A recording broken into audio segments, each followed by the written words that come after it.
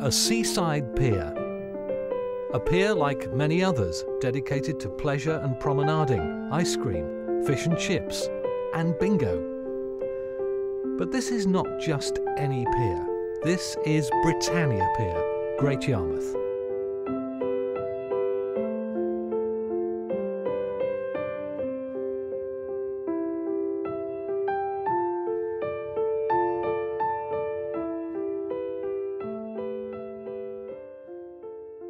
Of all the piers in the country, the Britannia Pier must have the most checkered history. It's had 4 fires, 2 collisions with ships, and still survived. And even in the wartime in 1939, they blew a hole in the centre of the pier just in case there should be a German invasion. So the pier has had all sorts of disasters throughout its life, and that's still there, which is really quite an achievement, because lots of piers in this country have disappeared.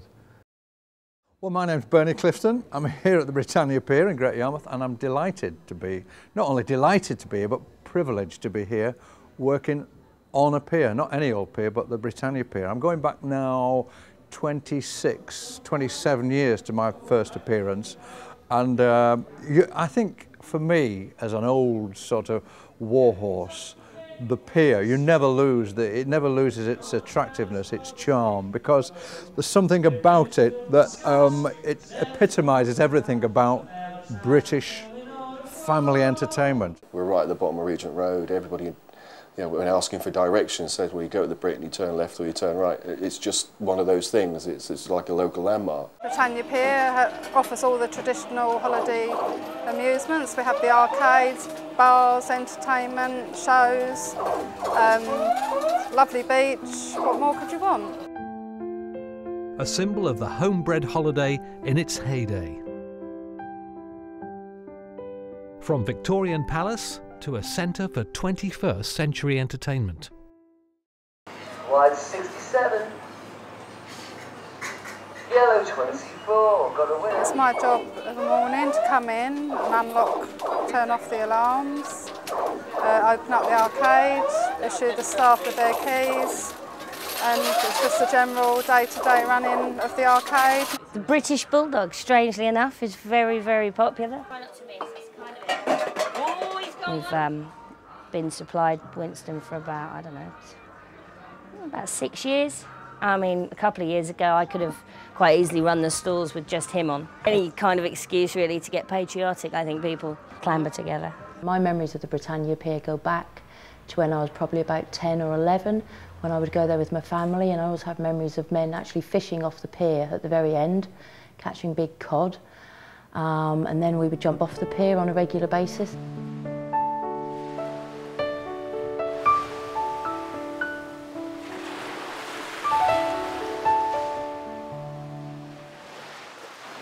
The early pier was just a wooden structure. There was no buildings on the pier, so there were no real performers until one of the concert parties, Dunn's concert party, which had appeared on the beach at that time, moved onto the pier and put on a show on the pier deck.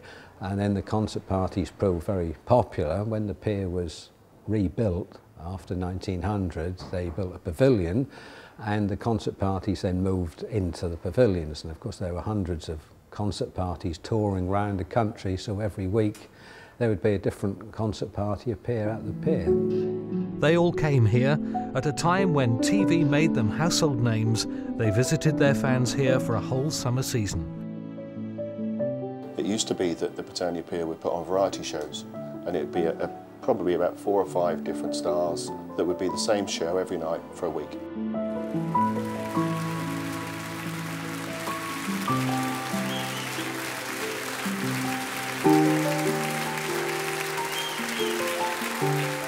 We had Tom Jones, he made his first appearance there, served him with a pint of brown and mild, I think it was. And we had The Who were very immature. They used to come on stage and used to drink, and by the time they'd finished, at the end of the night, they'd be thrown up over the instruments on stage. One of my mentors, apart from Les Dawson, my real mentor is Ken Dodd. And Ken always says that the greatest compliment you can pay him is to call him an end of the pier comedian. And when you think about that, you think, well, surely end of the pier comedian, isn't there a stigma attached? But when you think about the essentials of being end of the pier, it says families. You see images of families in Victorian dress trooping up the pier, children, parents, grandparents sharing the same entertainment. Really where I can make a difference is broadening the attraction to the younger generation. Something that changes the look of the theatre so people understand, oh blimey, there is a theatre here. A lot of people in the local community don't even realise there's a theatre. You could sit out front and watch the world go by, and watch the famous take that long walk to work at the end of the pier every day, sometimes twice a day. The first big name show in Yarmouth was at the Britannia Pier, was Frankie Howard. And then after that we get Benny Hill, and we get everybody really, anybody who's anybody in the world of show business appeared at the seaside at some time in their career. Well, we used to finish the factory at 5, jump on the bus to the Britannia Pier, on into the dressing rooms where we used to have to change into our uniforms, which we had to wear either black skirts or black dresses, which were pink little frills on the back of our heads and little pink aprons. And we would then open the doors by 6 o'clock, which the first show would start at 6:20, and then the second house would be at 8:10. Backstage japes epitomise everything I stand for. And people say, well, why do you play these practical jokes, or why do you have practical jokes played upon you? I think it's because it justifies your existence as though, what would you call it, maybe a wandering troubadour. For me, without going into people's dressing room and sewing up their sleeves, or emptying their dressing room and putting it somewhere else, or it's childish schoolboy pranks. But in a way, at my tender age now of 114, I think it's helped me to survive. And it seems it was ever thus. Before the big stars, there were, well, big stars of another era. Names now forgotten, acts little remembered, but in their own time, in their own way, the draw of the day.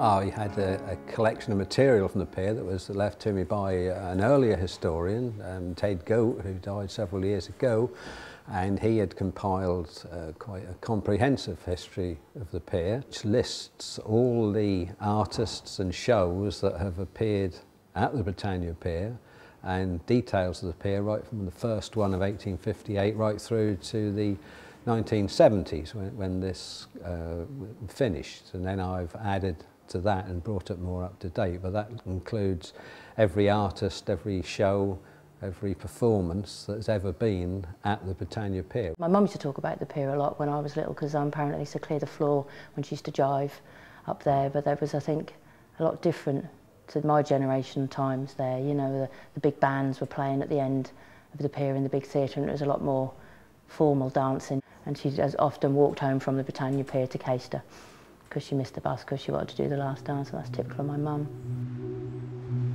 As the pier was knocked down, set on fire, rebuilt, painted and polished, it remained a treasured gem.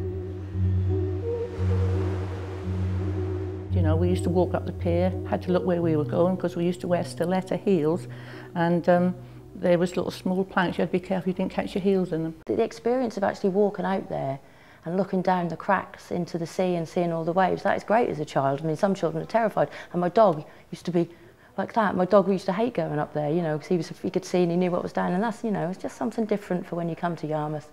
It's something else that, you know, you won't see unless you go to a seaside resort. It brings out the stoicism of the British character. We're British, we'll go up that 200-yard pier in whatever the weather because it's what we're made of.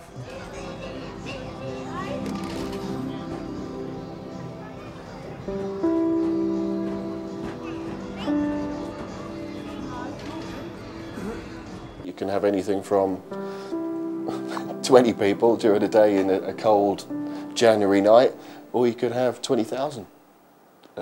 It's a big footfall. It's a very popular place to come.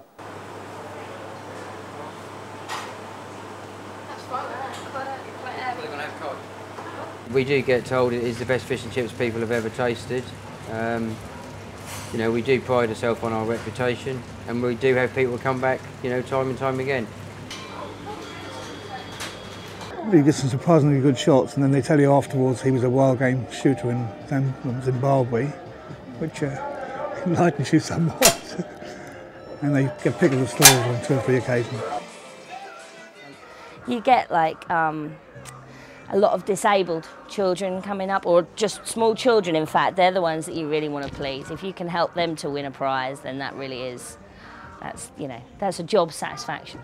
Don't get a lot of it in this sort of work, but you know, if you make somebody happy by just doing a small thing, then you know, it can make a difference to your day, to your mood, to what goes on, to other customers, everything. You get the normal comments as you do on all rifle ranges. The barrels are bent and the sights aren't right, but it's a lot of nonsense. And you get people who I say are tremendous shots. It can be done. We like to see it being done because we like to see prizes going out because that just encourages more customers. A place of wonder, glamour, where you could see the stars, have your tea, bet a few pence, and get a bit of exercise all at the same time. People, I think, come more for a short break rather than years ago, possibly they came for their 2 weeks holiday, although there still are plenty of people that come. Wide order 777. It's such a difficult place to get to because you've only got the A17 and the A47, whereas Blackpool, etc., they've got the M6 and the M55. So someone once said to me, oh, in the 70s when I first came down here, 30 years ago, you'll always do well down here because people, once they're here, they can't get back. My parents used to travel with fairgrounds, they're showmen, and it's kind of, I guess, in the blood. It's something, we used to have amusement arcades, and then they used to have fairground stalls, and you know, it's basically my heritage. It's what I've grown up with. It can be very tedious, the hours are long, but it's a seasonal business, and that's the way of all seasonal business. Some of our staff do come back year after year, and I think it's because we're a nice sort of team, and it's a bit like being part of a family. Hopefully I'll be here as long as I'd like to be. I can't see myself doing anything different. In an age where entertainment is full of choice, high-tech computer-driven, the pier remains linked to its past and looking to the future. There are massive plans for the Britannia Pier to change the whole of the frontage, to bring it right up to date, to build a nice luxurious bar at the top, to modernise completely the whole arcades right the way through to the office complex here, to widen the whole frontage of the pier right to Marine Parade. Massive plans, huge investment, but something that we have to keep doing. If the whole town is spending this money in rejuvenation, then we have to do the same with the pier.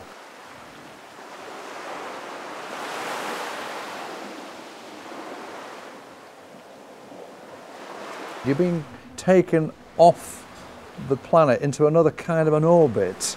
I think that's what makes the pier special, and the Britannia Pier as special as any. I went not long ago and had a drink with my mum at the end of the pier, yeah, with my grandson. Yeah. Yeah, and that's when we start, you know, we do reminisce about times like that, so it's nice to do, still use it. The service industry is changing so that we can always offer entertainment on the pier. There's nothing like a pier. What else is similar to it? Nothing. I mean, where else would you want to be? I'm just on the end of a pier, doing what I'm doing after 50 years, and I haven't been rumbled yet. I said I haven't. I'm coming. Hello, Mother. Wifey.